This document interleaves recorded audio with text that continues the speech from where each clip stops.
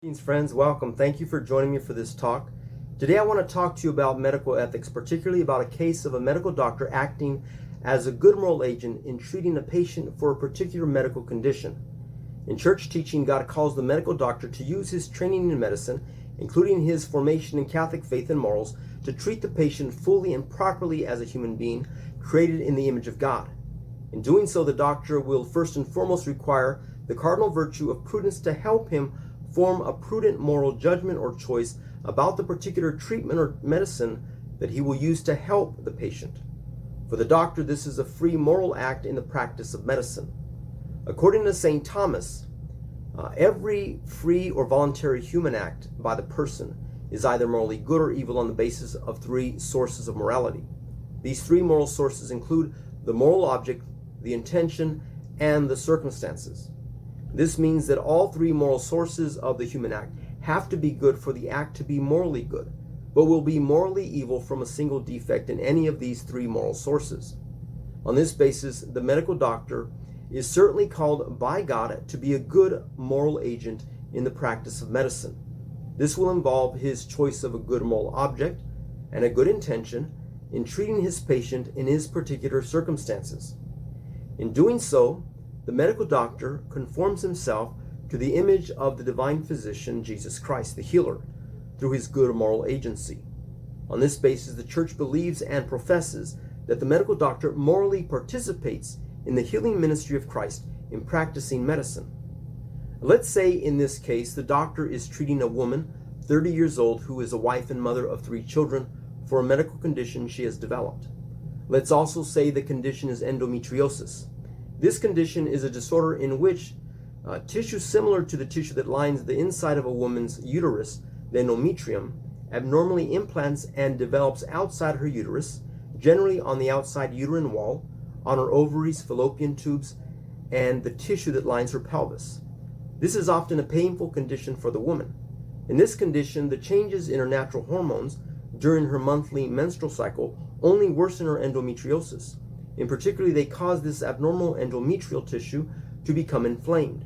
As a result, the inflamed tissue further develops, thickens, and migrates by implanting on other organs and eventually deteriorates.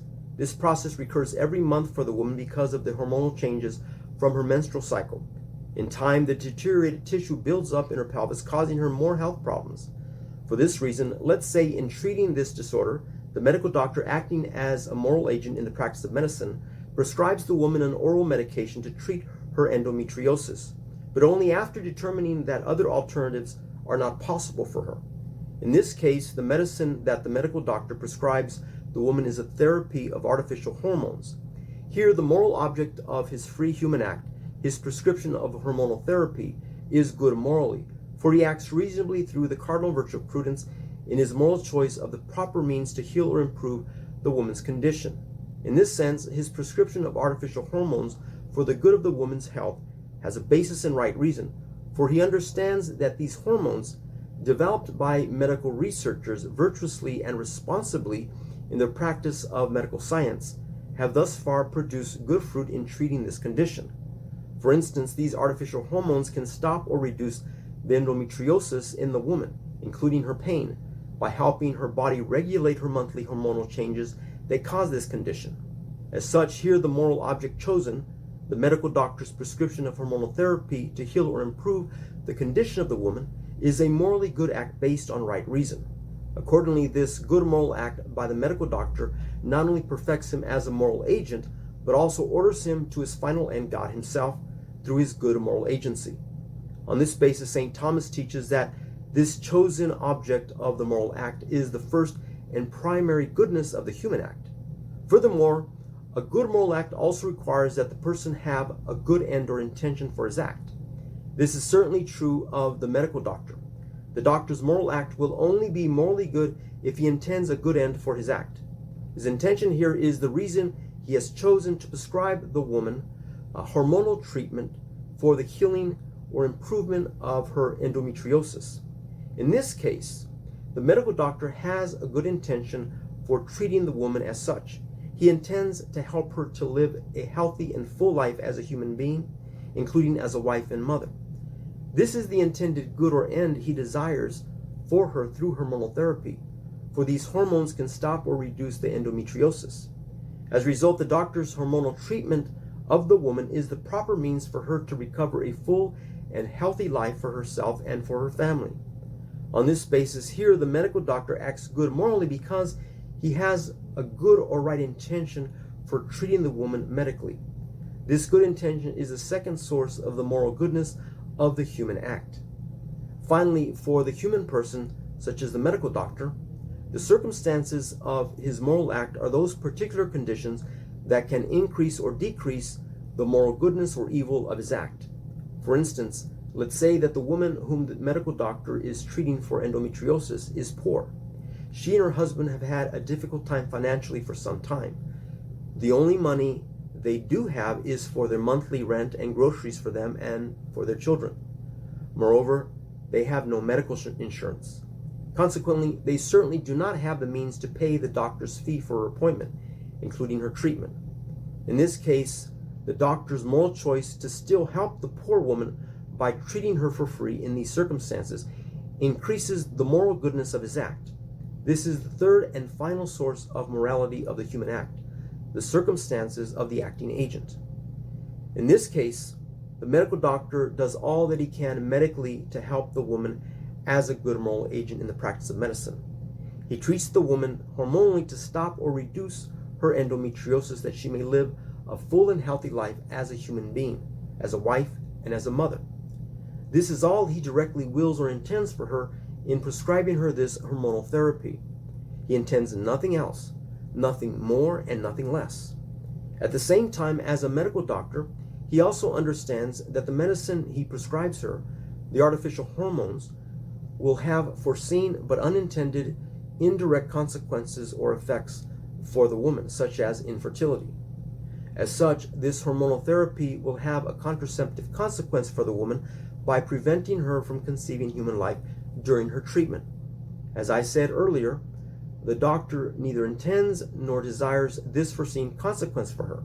On the contrary, he only intends and desires to stop or reduce her endometriosis that she may live a full and healthy life in her marriage and family. In Pope Paul VI's encyclical Humanae Vitae, he teaches that the medical doctor may use such hormonal therapy under the principle of double effect, not as a contraceptive, but only as a therapeutic treatment for healing or improving the woman's condition. Here, the foreseen contraceptive consequence from the therapeutic treatment is not directly intended by the medical doctor. For this reason, in prescribing the woman this hormonal therapy with a good intention, with the intention of healing or improving her condition that she may live a full and healthy life, the doctor is acting as a good moral agent in the practice of medicine. In his profession as a medical doctor, acting morally good in this case will also involve teaching the woman to be a good moral agent as a patient by using her hormonal treatment properly, just as he intended.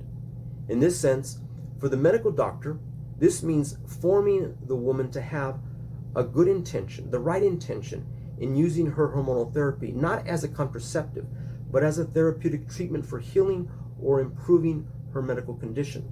For this reason, the medical doctor may never define or label this hormonal therapy as a contraceptive on the basis of the foreseen but unintended consequence of infertility for the woman. After all, his direct intention here in prescribing the woman this oral medication as a hormonal therapy is not to contracept her, but only to stop or reduce her endometriosis that she may live a full and healthy life. Consequently, labeling or defining a hormonal therapy as a contraceptive for a woman who has endometriosis would not only be false, but would also malform the woman by suggesting to her that contraception is a good moral choice for her. The Church teaches that a woman may never contracept, for contracept is intrinsically evil by nature. Accordingly, as a good moral agent in the practice of medicine, the medical doctor may never prescribe a hormonal therapy as a contraceptive to a woman because contraception itself, directly intended or willed, is contrary to nature and right reason. On this basis, his moral goodness as a medical doctor involves him creating the time for the woman to form her intellectually and morally as a good moral agent in questions and choices concerning her health as a human being. In doing so, the medical doctor does all he can to conform himself to the moral goodness of the healing ministry of the divine physician Jesus Christ. On the other hand, after the medical doctor fully and properly forms the woman and prescribes her the hormonal therapy to treat her endometriosis, the woman may intend privately or openly to use this hormonal therapy against the doctor's instructions, not as a therapeutic treatment for healing or improving her condition, but as a contraceptive to avoid pregnancy. In her mind, avoiding pregnancy, avoiding another baby, is far more important to her because of all the financial problems that she and her husband are having in their marriage and family. This is the woman's moral choice alone. For this reason, she alone incurs moral guilt for such an evil act. The medical doctor would not be guilty for the woman's sin. He would only be guilty if he had prescribed or suggested hormonal therapy as a contraceptive for her to avoid conceiving human life. Dear friends, thank you for joining me for this talk. Please consider subscribing to my YouTube channel and liking and sharing my videos. Have a great day. God bless you.